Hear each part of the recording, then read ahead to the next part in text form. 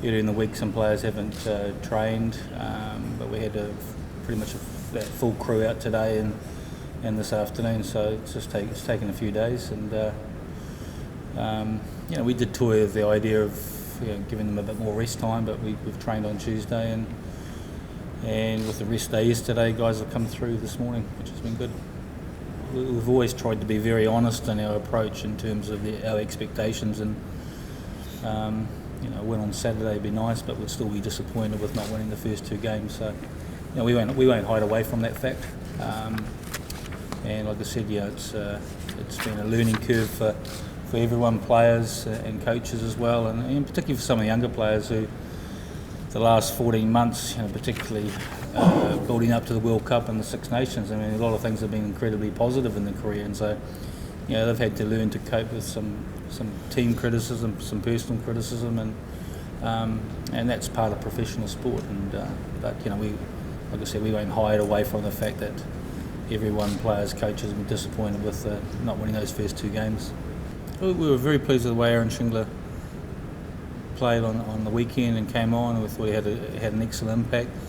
Part of the decision making was that we didn't have Ian Evans training all week. Ryan's only taken a part today, so it was just having someone who's been part of the training for the whole week in terms of that selection. And then Ryan's had a bit of a knock as well, bit of concussion that he's had to pass a cog test with. But like I said, we were very pleased with the way that Aaron did perform when he came on Saturday.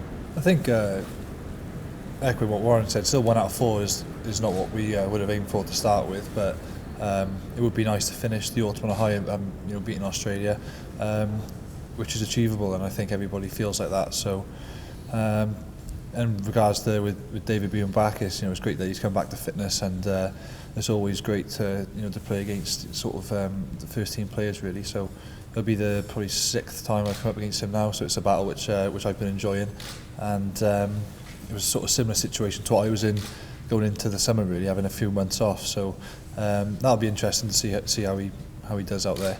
But from Welsh perspective, get a win on Saturday, and it would be great for confidence then going forward into next year.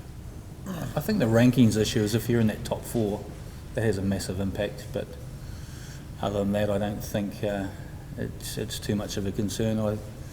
I think if anyone's looking at us, you probably, when it comes around to 2015, and again having that preparation time being together, I don't think any team particularly fancies getting Wales in their group as well. So, we'll just see what happens on Monday in terms of the groups. We were in a really tough group last time. It's just luck of the draw, isn't it? In terms of, do you get France in your group? Do you get Ireland? Do you get Scotland or whatever? So, whatever happens, you're going to end up with 3 or 4, probably 3 pretty tough teams in your group. I think that you're wanting sometimes in those tight games some 50-50 calls to go your way and have an opportunity, and and I think in those big games that's what it sometimes comes down to, and they've not like last week. Craig Jabert's come in afterwards and apologised to Sam on that decision there where he's penalised and said he's got it wrong. That was 6-0 at that stage and a legitimate turnover, and it's gone to 9-0 now. I think if the game's a bit closer than that, those sort of decisions at the very highest level, whether it's 3 or 6 points, can be the difference between winning and losing a game. So, we just need a couple of 50-50 calls to go our way. Again, I'd like to think we've learned a lot from particularly the second half, and we take some confidence out of last week, build on the second half from last week, and start that way against Australia.